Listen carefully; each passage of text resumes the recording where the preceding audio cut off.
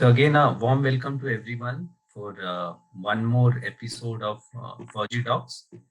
And it's a privilege. It's a privilege being a naval officer for me to introduce someone whom I look up to, and to introduce Commander Pratap Singh Mehta, sir.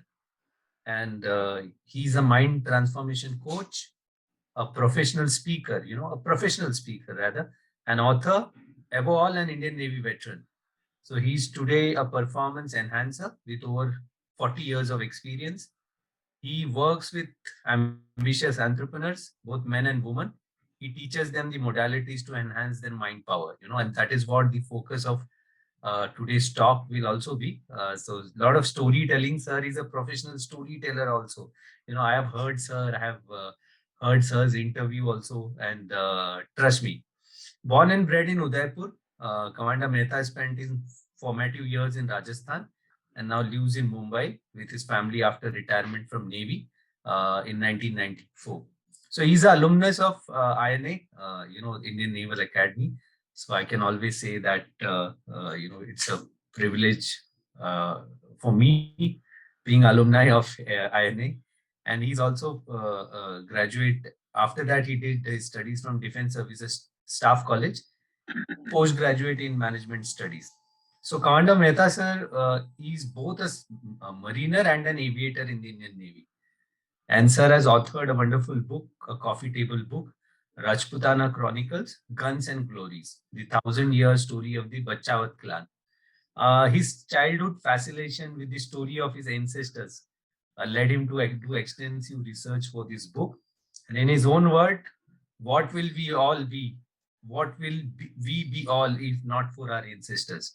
And that drove him to, do extensive research for this beautiful book, which is available. And with not taking much time, ladies and gentlemen, please welcome Commander Pratap Singh, sir. It's a privilege, sir. Privilege and an honor to talk to you, sir. Thank you. Thank you, Bijay.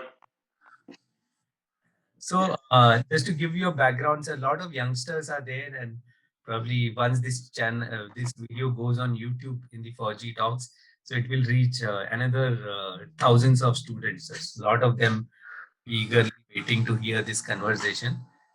So my first question, sir, like though we have decided, I will tap in your expertise into this talk many places. So first thing, sir, what led you to join the Navy, sir, in particular? Okay. Thank you, Bijay. Thank you for this generous introduction. And hi, friends from far and near. And I'm sure you guys are all looking forward to jump from campus to corporate, or perhaps you'll make up your mind to join the Indian Armed Forces. And I'm absolutely delighted to be with you all. Vijay, how am I audible? Is okay? Yes, perfect, sir. You're Right, audible, sir. great. So, when I was told a couple of days back that I need to talk to the young generation about the armed forces, I was indeed delighted. And I'm grateful to Bijay who have given me this opportunity to talk to you all. Right. Now, Bijay, you asked me why and how did I join Indian Navy? Uh, as per the last the part of the introduction, I'm also a history enthusiast. Yeah, not today or yesterday. I've been a history enthusiast since my childhood, and my forefathers were in commanding positions, either as rulers or prime ministers. So I wrote this book. But what what made me do this is my past and proud heritage. And though in the present generation, uh, people, my ancestors or my people, dads or my grandfather, they were the administrators, they were the bureaucrats. But and some of my cousins and uncles have been in the army as such. So it was for me, undoubtedly, being so proud of my ancestry, I just decided single pointedly to join armed forces. Now the question, why Indian Navy? I really don't know Indian Navy. I jumped into the first offer, first come, first serve. I appeared for a UPSC examination way back in 69, and 1970, I got a call from Indian Navy, offer from Indian Navy to join Naval Academy, which was in its nascent stage. And I'm proud to tell you that I joined Naval Academy as its second course. Second course. Uh, so I just went there, and the rest is a history. And in 71, uh, we were just about to finish, or rather, just about to finish our training, and the Indo-Pak War began. Right, Indo-Pak War began. That's how I joined Navy. So I'm sure. I hope it's you guys are able to be in my shoes and feel proud of our armed forces. Yes, Bijay. Yeah, one more quick question here, sir. Like, since I am from the 55th course and you are from the second course. So how, being from the second course, probably you would have had only one senior course, in your time. How difficult or easy was it in the academy those days, sir? Oh, difficult or easy was not the word. Uh, when we joined the first course, I mean, it's like infant, how quickly the infants learn the. I just got a grandson who is going to be 11 months and this coming month. Oh, And I've been following my grandsons for the last 11 months, how quickly they are learning the tricks of their life, how to start crawling, how to start walking. Nobody teaches them. Similarly, when I joined as a second course, boy, the first course was already smart enough to give us a dressing down from right from the moment we arrived in the Naval Academy. But it was like a sweet pain, and we all enjoyed it throughout our tenure there. They were very smart, and by the time we finished 1 year in the Naval Academy, the second course, third course joined, and believe me, our the the commandant, or those days it was called officer in charge, said, "You guys, within 6 months, you become smarter than even the first course." So okay. uh, the important part was there was a sense of commitment, that yes, and there was a sense of pride. We have joined this uh, this wing of the armed forces, the Indian Navy. Everyone enjoyed it. Maybe let's say we were, I think, around 50.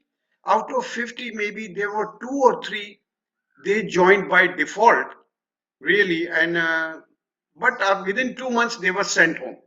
Doesn't matter. You guys have joined by default. Please take leave. Go.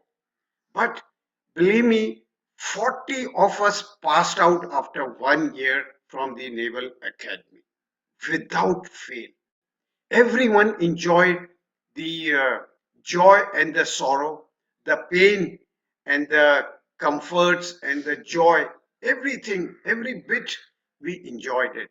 And I want to share with you at this point, Bijay, if you would permit me, I want to share with you Yes, sir. All a yours. story. All Uh, yours. All yours. once a king got the news that his neighboring country was planning an attack on his country, in his kingdom, there lived a lady on who, hearing this news, went to the royal palace. She met the king and said she wanted her only son to take part in the battle. The king was stunned to see the patriotism of the women. He gave her the permission. The vicious battle took place thereafter. The lady's son sacrificed his life for the motherland, martyred. When the lady went back to the palace weeping, the king tried to console her. She said, I'm not crying because my son died. What did the lady say? I'm not crying because my son died, but because I had only one son. Now I won't be able to give you any help to the kingdom at any time of the crisis. Look at this. But that's a story. The important part is, what do we take away from here? Have we ever thought how safe and comfortably we live? Listen now. Have you ever thought how safe and comfortably we live? Who is actually protecting our safety? Remember, being a soldier is more than a courage. It's a sacrifice. It's sacrificing yourself for something. It's sacrificing yourself for something greater than yourself. Greater than yourself. Only a life lived with others is considered a life worthwhile. Everyone doesn't need to be a soldier. Everyone doesn't need to be a soldier on the battlefield to prove their worth. Just by being a good human being and supporting humanity within your reach is also a great contribution towards nation building.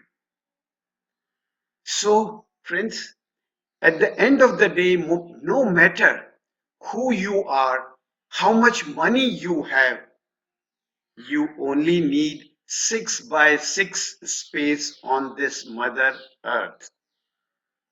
The question is, where do you want this space?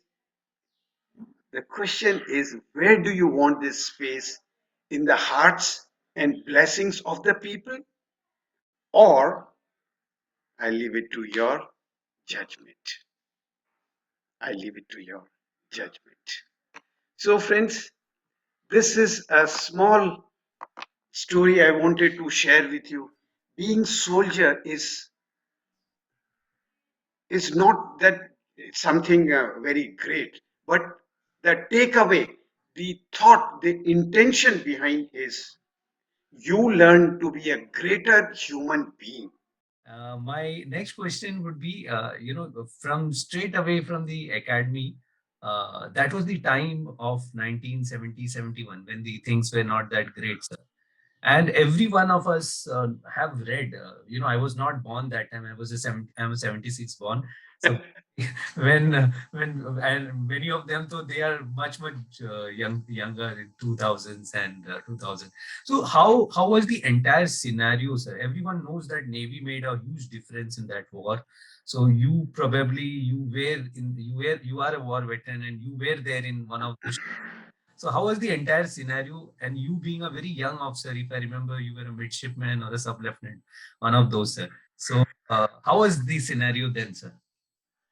Yes, uh, I know, my dear young friends, most of you must have heard about Indo-Pak War. Then I'm 100% sure none of you were present, including my host today, were present on this Mother Earth. But let me tell you, so many stories you have heard about this. You must have seen documentaries. You must have seen it on Discovery Channel, and there have been books written on it. What I'm going to share with you is a small incident that happened around me and why it happened. The attack on Karachi harbor was carried out by our missile boats, right? The missile boats that we had got from then USSR, former USSR, today it's Russia. We got these missile boats from there with a clear understanding and also told by them these missile boats are meant for the harbor defense. That means defense of the Bombay harbor, right? But you can imagine the ingenuity or the innovation on part of the military commanders, particularly the naval commander in charge of the Western theater, the Western Naval Command, and his team. You know what they did? When we say it was meant for the harbor defense, means a missile boat could go maximum 100 kilometers or 100 miles from the Bombay and come back. That's all. Because if you had to go and search for your enemy who is coming to attack Bombay, then the missile boat capability, the built-in capability, it's a limitation. Were only 100 miles out, and because she had to come back, so 100 miles back in, that means go out, carry out a missile attack on the enemy ships or the aircraft which are coming in, which have been the intelligence, or we have got the reports from various courses ki look, the enemy is planning so and so, or maybe sometimes the enemy also sends you their arms ammunition attack party through merchant ships. Okay, therefore these boats were meant to kill or destroy within 100 kilometers of Bombay harbor. Now listen to the innovation. They told my ship, I was on Krishna, INS Krishna, a training ship.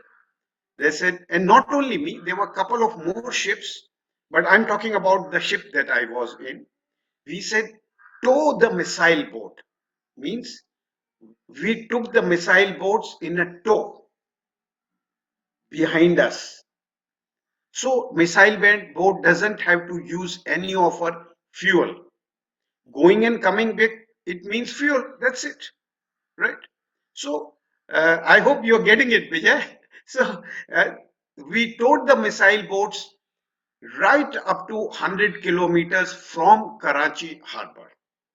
Almost 100, 150 kilometers. Doesn't matter. These statistics, all right. We to the distance where the attack could be carried out. Now, this particular aspect, our enemy Pakistan was not aware of it. Ki India will be able to use the missile boat right up to the mouth of Karachi. We towed the missile boat there. We cut the tow. Missile boats were let free. They carried out attack on Karachi harbor. These 3, 4 missile boats. The whole Karachi harbor was aflame. You could see from 100 kilometers the flame of the Karachi harbor. It brings in a lot of compassion. Even my eyes become numb today when I see that scene. And missile boats on their own, full speed, return to Bombay. That was the strategy. Now, what I'm trying to get at is the military commanders are known to be the best management experts. Let me tell you this. You go to a management school to learn the marketing skills. You go to the management school to learn the financial skills. You go to the management school to learn human resource management. But in military, once you join, these skills are not taught to you by in different subjects. They are part of our curriculum right from Naval Academy till the last breath in the military. And I've been in the Navy, so I'm very proud of it. Even once I left Navy, I did my post graduation in human resource management. Besides doing a middle management staff college in the Indian Navy, which is a part of our curriculum for promotions and a great posting. So I did after leaving Navy. I left Navy, I think, around maybe over 25 years ago. 25 years ago. So Bijay will be saying I didn't even join Navy that time. But that's okay. That's okay.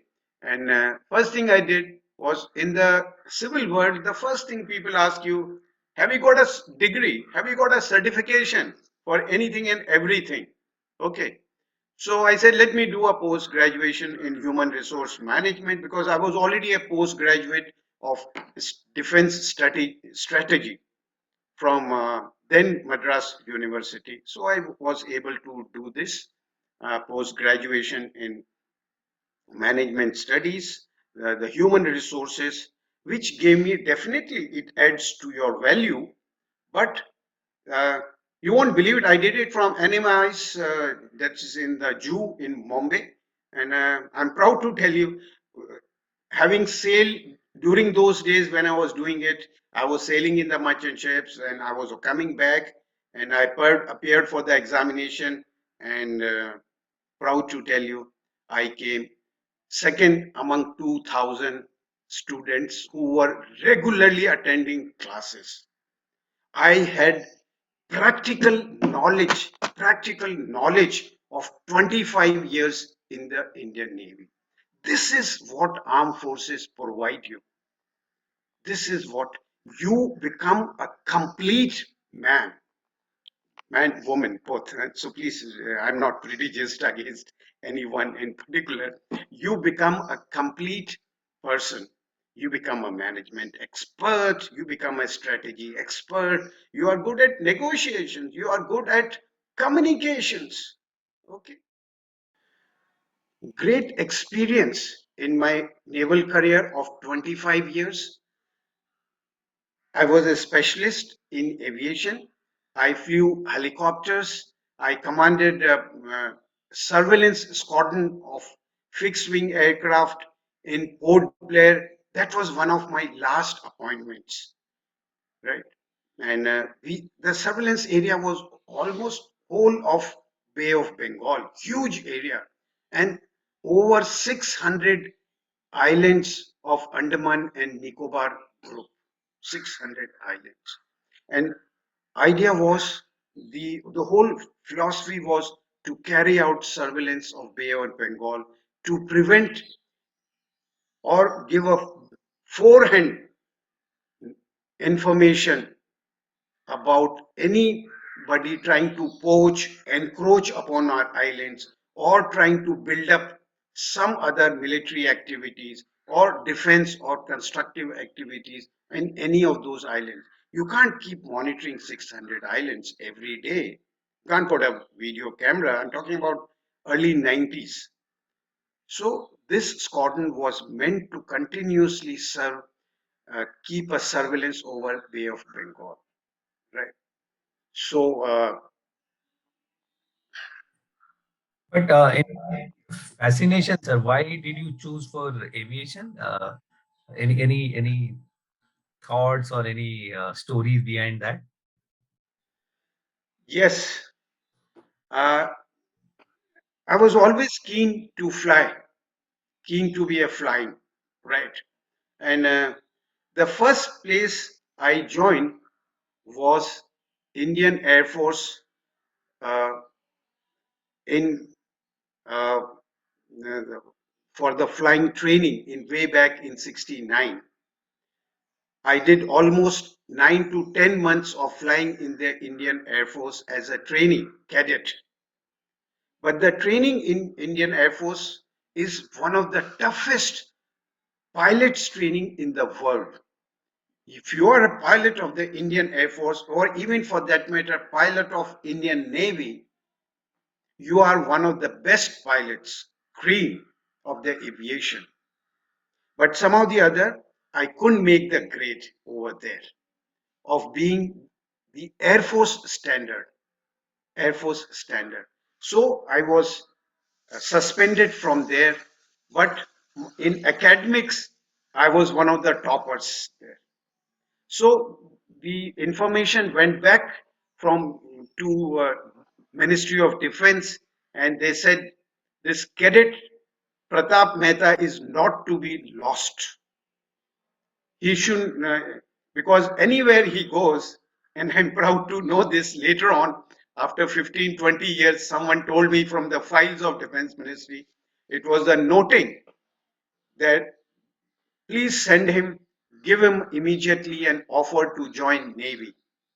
Without thinking twice, I accepted the offer and joined Navy within 2 minutes, 2 months of being dropped out from the Indian Air Force. I joined Indian Navy. I completed my training. I was not mindful from 36 equivalent NDA course, I came down to 40th NDA course. I was least bothered about my seniority, juniority, how much time I've lost. I'm telling you, my student friends, how it is felt when you drop a call here in the college. Your parents, your friends, they all talk, मेरे बेटे ने 1 साल drop कर दिया, मेरा बेटा बीमार हो गया, उसको 1 साल ड्रॉप करना पड़ा. And everyone paints a grim picture that you have lost 1 year of your life. But believe me, friends, you never lose anything. You, whatever you learn is an asset to your arms, to your mind, to yourself. That knowledge, nobody can snatch it away. Okay, it's only that perhaps that knowledge which I gained was not good enough for the Air Force standard. So I joined that flying knowledge. So I joined Navy. After joining Navy, I successfully completed my duties as a what you call navigating officer.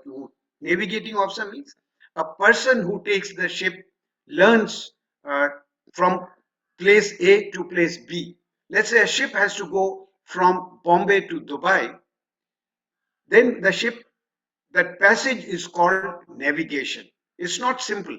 Let's say even if you have to go, let's say you are in Bombay, you have to go to Goa, you will have to understand and learn what are the road signals, where there is a hilly area, huh? Where there is a danger, where the bridge is broken, you may have to take a diversion. Same thing happens at sea. It's not the sea looks like a, you guys, most of you, if you haven't been to sea or if you haven't there, once you are at sea, everything, all four directions look sea only. You think I can go anywhere anyhow. No, it's not like this. There may be underwater rocks, there may be other ships.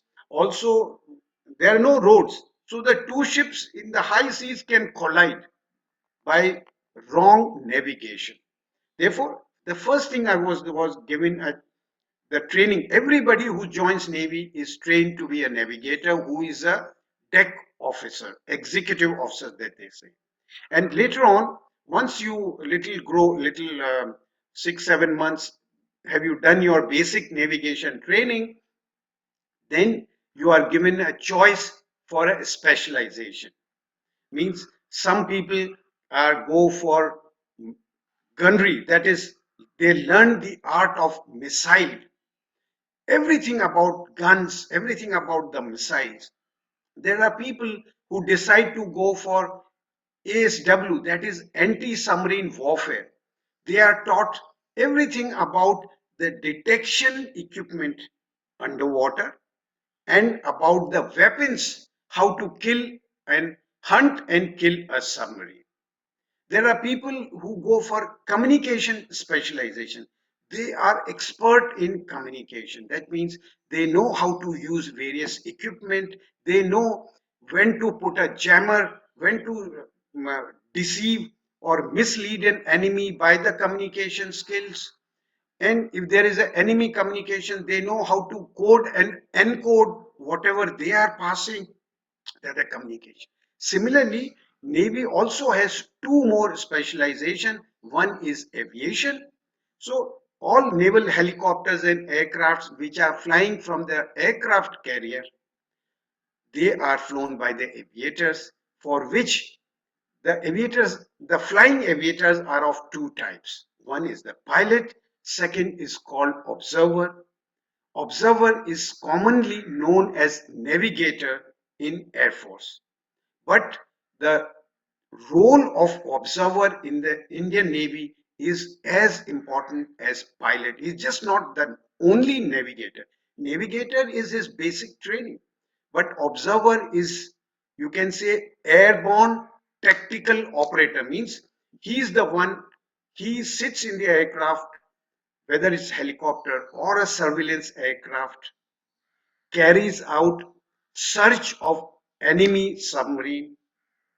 After searching, once he detects an enemy submarine, he forms a strategy how to destroy that enemy submarine, because that helicopter or aircraft also has got weapons like missiles, torpedo, it's underwater kind of a missile, eh, or the bombs, they're called depth charges. So it's the observer who operates all these things. And I specialize as an observer in the Indian Navy. And I can tell you, I had the proud privilege of commanding an air squadron in the Indian Navy in Andamans, which in Air Force, the navigators don't have this thing. Therefore, I would say the Navy, I really, in my, I'm so when I look back 50 years, I made the right choice. वो गाना है ना, what is that?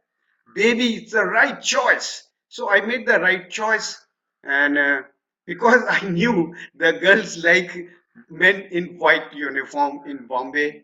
And before joining Navy, when I was in school, I had visited Bombay in 65.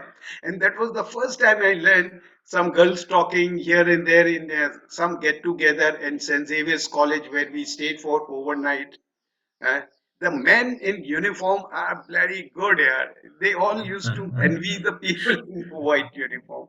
And somehow the other, I said, अगर join करना है तो Navy join करो. So I landed up in Navy and became an aviation expert. What I didn't tell you was there is another expertise which is called underwater expert. He is a submariner.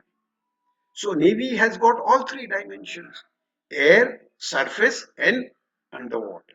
The, those people specialize in uh, how to run a submarine underwater. It's a different ball game altogether. It's a different psychology altogether. Once you're underwater, it's like a claustrophobia. And I mean, I'm talking in terms of civilian world. You are in that uh, 20 feet by 30 feet space, that's it.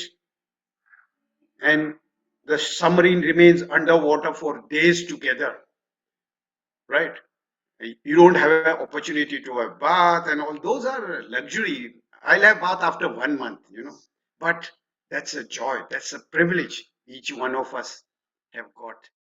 Many people pursue meaningless goals. My dear friends, all of you are young in your early 20s. Some of you may be even less than 20s. Some of you may be mid 20s.